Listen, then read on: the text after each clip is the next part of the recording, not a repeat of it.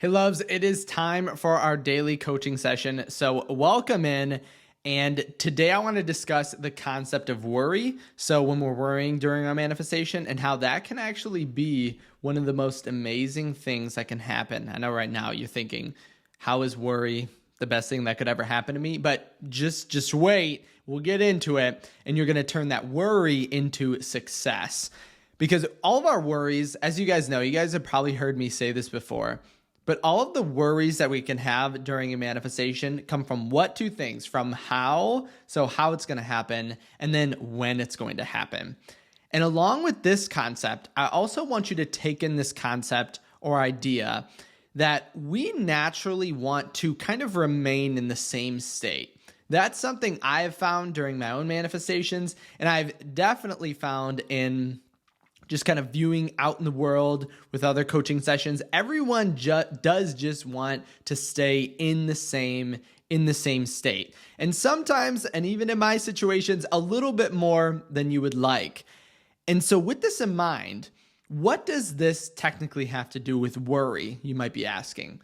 And the trick is then, when we are worrying, that's actually just a sign that you are getting close to a massive breakthrough and a massive success. And I want to relate this to Neville Goddard because he discusses those two states that we have, right? Our old state and the new state, and not that they're in a battle, but you can't exhibit or be in two states at the same time. You can't be a single person and a love person at the same time.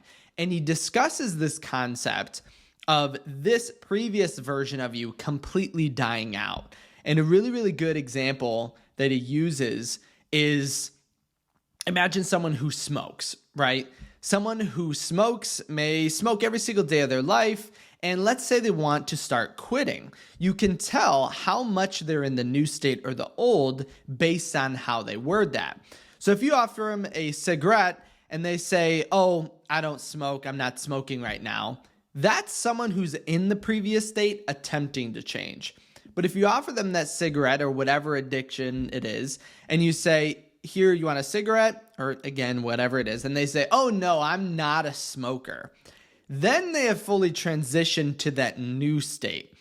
And so, and again, the reason that I'm telling you this is when we begin to make that transition, worry comes up in the middle of that. Worry is going to be something that shows up during that transition from your old state to the new. And it's really, really good to remember this and a way to actually begin reframing the way we actually view worry, view anxiety. Because as this previous version of yourself is going away and dying out, as Neville Goddard would say, think of the aspect of dying. Right? Your ego doesn't want to die, right? Your state is like, we've been safe here. We've been good here for so long.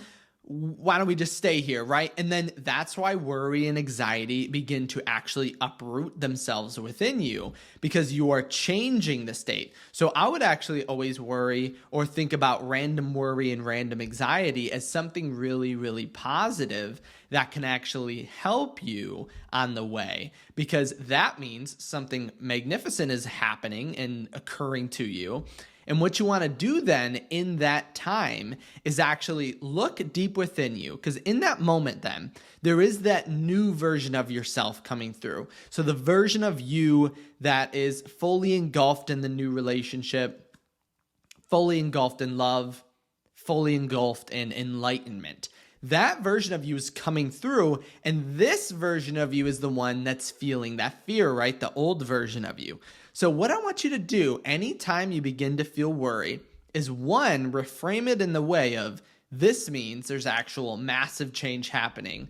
But then simultaneously search for this version of you within, because they are taking root and coming out and basically bringing themselves to life. And that's why this old version of you is having anxiety. So find that version of you. Find this new version of you. Find the love and abundance that you are actually coming into, and ask yourself, why would I ever fear this? And accept it.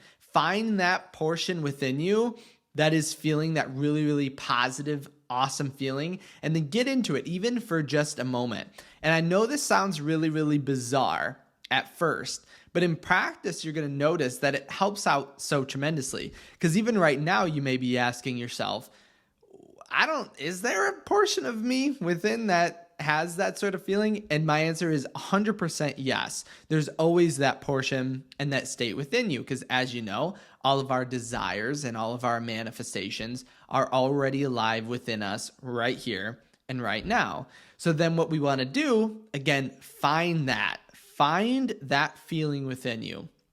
And even if it's only for a couple moments, if it's for a couple minutes, a couple hours, a couple days, it probably won't be hours or days. So just keep that within, because as we transition, you'll totally go into that wish fulfilled state. But finding that moment or finding that inner state of your new version, the version of yourself that's loved and abundant, that version, since you're in the transition, find it, only have the goal of keeping it for a few seconds or a few minutes. And that's all you need to do. Because as we are transitioning to a new state, it can sometimes feel uncomfortable. Like I just did a couple responses to some email coaching that had this same effect happening, that they were kind of having anxiety, having worry, reaching out to their specific person when they knew that they shouldn't have. And then you might ask yourself, well, why are we doing that, right? And it's because, again, this previous version of you is taking effect and trying to keep you in that same state. But always remember, there's no inner demon within you that's trying to stop you. That's actually your internal state attempting to keep you safe. And when you're with your specific person, this is going to be the best thing ever, because then you're going to get into states or feelings of, well, am I actually loved? And your body's going to go, yes, you absolutely 100% are loved. It's going to try to keep you in that feeling of abundance and that state. But it is really funny to think about that idea that we could ever be like working against ourselves. But remember, we're not technically working against ourselves. We're just working for the state that's most comfortable. So find yourself in that moment. And next time you have this feeling of reaching out to your specific person in a time that you don't think is a good time to reach out to your specific person, or a time that doesn't feel good, doesn't feel optimistic, doesn't feel positive, find the feeling within that's feeling the love and abundance, because that's trying to break through and fully allow that version of yourself to take effect. Because I will say, though, we've all been there. We've 100%. If you haven't been there, you are some sort of crazy, awesome God. Because if you have not taken an action that accidentally was against what you wanted because of your internal state, like texting your specific person when you already texted them and they left you unread, because we know. So think about it in this way. The best option in that case, and I'll touch on this really quick, is to actually act as the one who's pursued, right? In that case, if you're left unread, there's a bunch of things that you can actually reframe and change to alter your reality. Like maybe they're thinking about the best response to give to you. Maybe they think you're too good for them. Like all of these can be your reality if we just assume it. But responding again and saying, well, if you hate me, just delete my number or something like that, which we've all done before, and it's okay.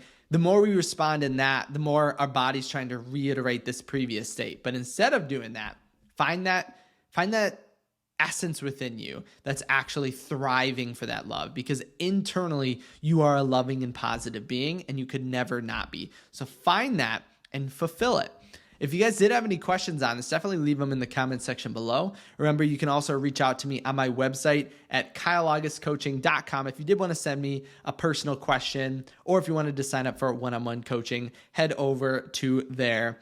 Remember also, leave a thumbs up on this video if you did enjoy it, and then don't forget to subscribe as well, because I'm trying to put out a video every single day, no matter what. That's my manifestation right now.